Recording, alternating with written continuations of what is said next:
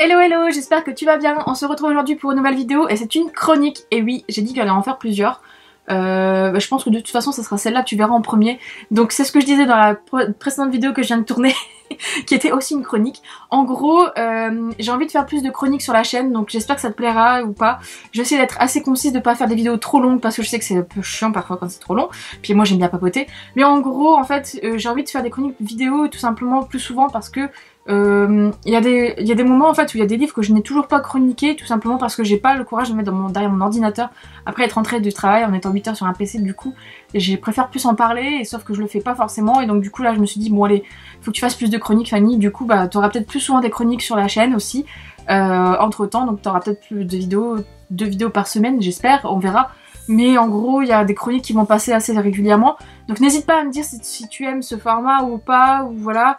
Ou même si, comment dire, j'en perds mes mots. Même si en fait, comment dire, j'essaie d'être concise. Si tu n'as pas lu le livre, voilà. Et je vais essayer aussi de pas spoiler en fait, tout simplement. Parce que pour moi, c'est important. Donc du coup voilà, là je vais te parler d'un livre, j'en ai parlé en story Insta si tu vas souvent sur Instagram, mais je l'ai lu dernièrement et il fallait que j'en parle en chronique vidéo parce qu'il faut que je mette des mots dessus. J'en ai déjà parlé dans l'update lecture, mais bon. J'ai lu du coup La couleur du mensonge, le livre 1 de Erin Beatty, publié chez Lumen. Alors, j'ai eu un problème avec ce livre. En gros, alors comment te faire un résumé? Je vais quand même te faire un résumé. Je vais d'abord te faire le résumé et ensuite je vais te parler du bouquin. En gros, en fait, tu te retrouves dans un monde où t'as plusieurs castes, entre guillemets, plusieurs domaines. Et en gros, tu vas suivre Sage, qui est une jeune fille qui appartient à ce domaine-là, enfin à Cressera. Et en gros, Sage, dans ce monde, entre guillemets, tu arrives à ta majorité, tu dois trouver un travail, enfin, te faire, entre guillemets, adopter, enfin, entre guillemets, par un employeur pour que tu puisses être formé pour un travail qui sera ton futur métier, etc. Et Sage, en fait, comme ses parents sont décédés, etc., elle va se retrouver à être l'apprentie marieuse.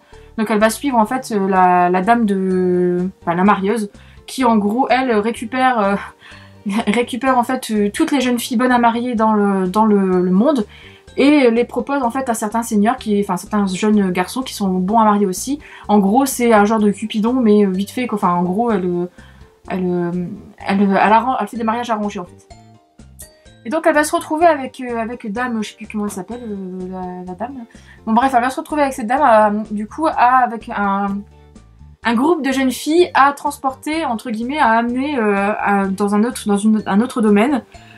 Parce que c'est là où il va y avoir en fait un grand consortium ou je sais plus quoi. Enfin en gros, il va y avoir un rassemblement des jeunes et des machins pour justement proposer des jeunes filles à marier.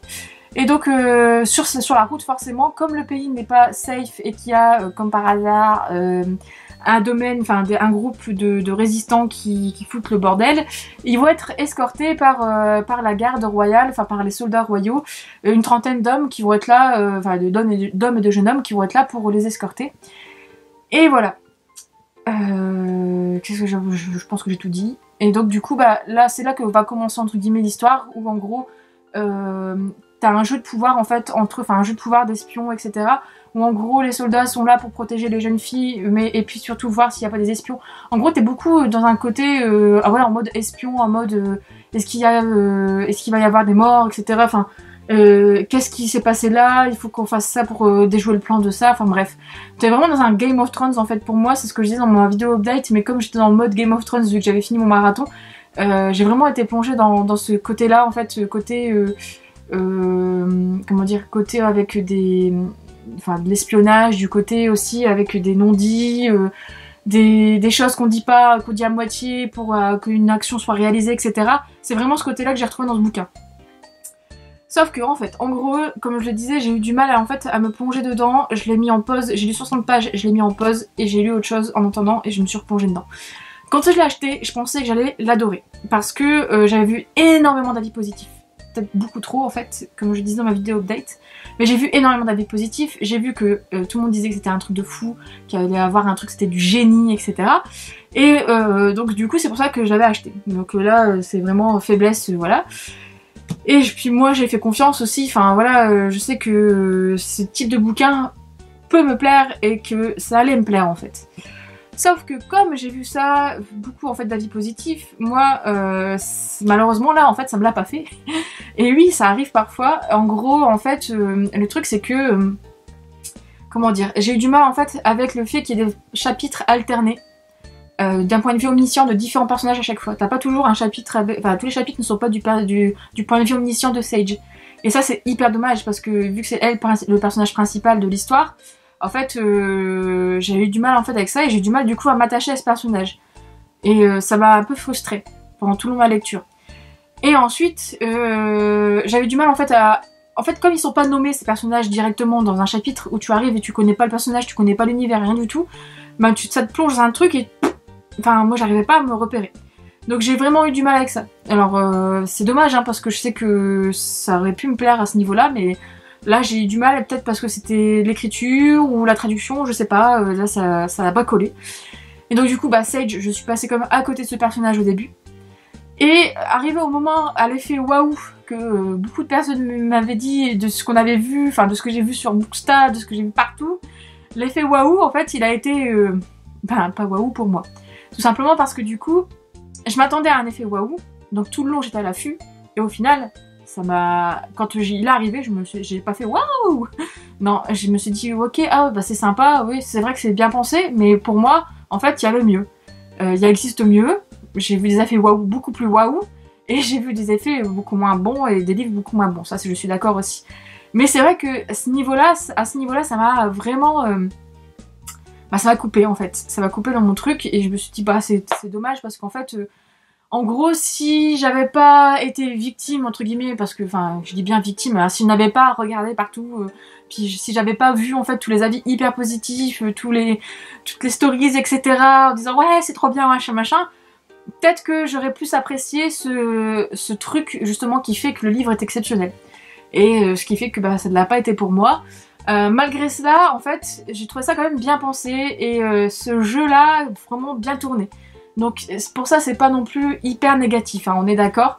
Et en fait, la fin, je l'ai bien aimée aussi, même si je suis mi-figue mi-raisin, quoi. Parce que du coup, vu que cet effet-là a été perdu pour moi, la fin, je l'ai quand même beaucoup plus appréciée que le début, ça c'est clair et net. Vu que enfin, je savais de qui on parlait, machin, enfin bref. Et donc du coup, voilà. Mais... après, la magie n'a pas opéré complètement. Mais toutefois, je pense que je vais quand même lire le tome 2. Parce que je suis curieuse en fait de voir comment va évoluer l'univers. Parce que voilà, on m'a dit déjà que le tome 2 était mieux par rapport à ce que je ressentais avec le tome 1. Donc déjà, je peux faire confiance, je pense. Ensuite, tout simplement parce que je suis curieuse quand même de savoir comment va être développé cet univers. Parce que je m'attendais à quelque chose de fantastique, qui n'y est pas du tout. Et je m'attendais vraiment à quelque chose de fantastique. Hein. Mais bon, ça n'a pas été ça. Et pour finir, c'est quand même resté quelque chose d'assez simple dans le fond, mais d'efficace quand même. Donc voilà, je verrai bien. En tout cas, n'hésite pas à me donner ton avis, à me dire ce que t'en as pensé de ce tome 1, si tu as été la personne qui a eu son effet waouh, etc. Moi je pense que j'ai dû trop attendre en fait pour le lire. J'ai dû trop attendre et dû voir trop passer d'avis positifs. Ça m'a fait la même chose pour Shades of Magic, ça m'a fait la même chose pour Caraval pour le tome 1. Bon après ça se rattrape avec les tomes suivants, donc je me dis pourquoi pas.